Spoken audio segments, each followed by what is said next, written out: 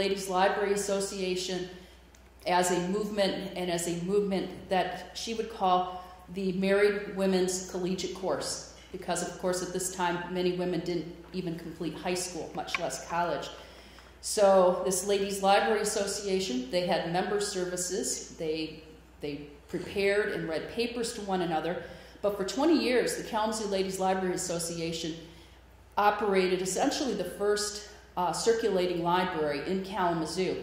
And they were supported most of the time by the male members of the community. So after they outgrew one of the members' homes where they set up a library, they moved into a business in downtown Kalamazoo. And then they would be in several places. They would be in the courthouse. This is a view of the courthouse. If you're familiar with Kalamazoo, it's not the courthouse near Bronson Park. That's been replaced a couple times over. They were in the courthouse.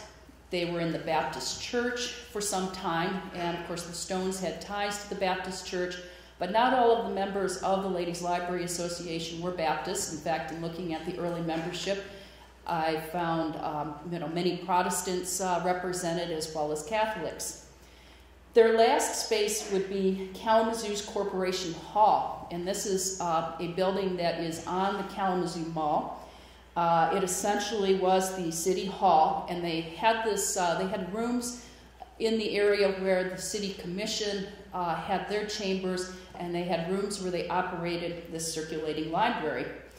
However, as the 1870s come into being, the support and enthusiasm for truly supporting a public library grows, and the women of the Ladies Library Association in Kalamazoo soon realized that they were going to lose this space that they had been given a very, they rented this space for $1 a year, and they were going to lose the space, and so they needed to decide what they were going to do as an organization. And so what this group did was they built the first women's clubhouse in the United States. It's a wonderful piece of Michigan history. I mean, right here in our western side of the state, we have women who organized, planned, raised funds, hired an architect, and built the first women's clubhouse in the United States. They were planning for a couple of years. The construction started in 1878, and it was completed in 1879. And here's a newspaper announcement from a Chicago newspaper describing the building. The building took about $8,000 to construct. And I'll show some photos of the building, so if you've never been there, you'll get a sense of what the building's purpose was. And it's still a building that exists and thriving and doing very well, thank you. So they had this building constructed, and this is what it looked like. And if you've been to downtown Kalamazoo, it's very close to the Art Institute. It's literally across the street from the Art Institute. It's behind the Civic Theater. It's about a block away from Bronson Park.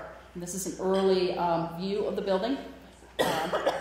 This is a view from the 1880 county history of the building.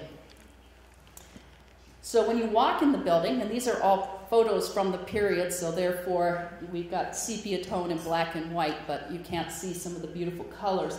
But you are greeted by a very nice vestibule with tile floor. During my dissertation research, I had the opportunity to look at minutes of the Kalamazoo group, the Grand Rapids organization, Wayland, Michigan, any number, and the Kalamazoo minutes are particularly rich. And the women debated back and forth.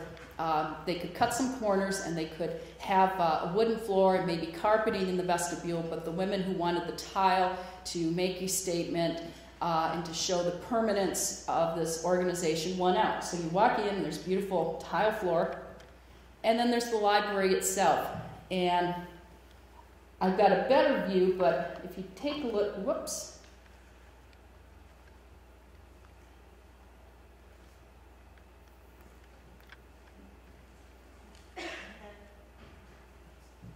This is what I want to point out here, right here.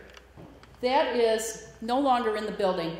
I've got a better view of it, but I believe that is a circulation desk, because this truly was a circulating library. Now, what happened when the public library, this is kind of ironic, they got the rooms in that corporation hall that had previously been occupied by the Ladies Library Association, and they wouldn't get their own building until about 1890, around 1890. And at that point, a wealthy family in the Kalamazoo area donated funds. But in any case, the membership of the Ladies Library Association dropped from about 300 members to about 70. So it's pretty clear that this group was providing library services, and also in its pre-1878 composition, they had male members. And the male members, they could not vote, they could not hold office, they could not give programs, but they could partake of the privileges of the circulating library. And they lost all of their male members after the public library came into being. So that's the library.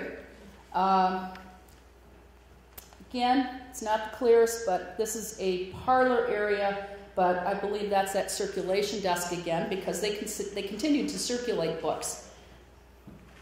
And this is the second floor auditorium. So this was a pretty magnificent building.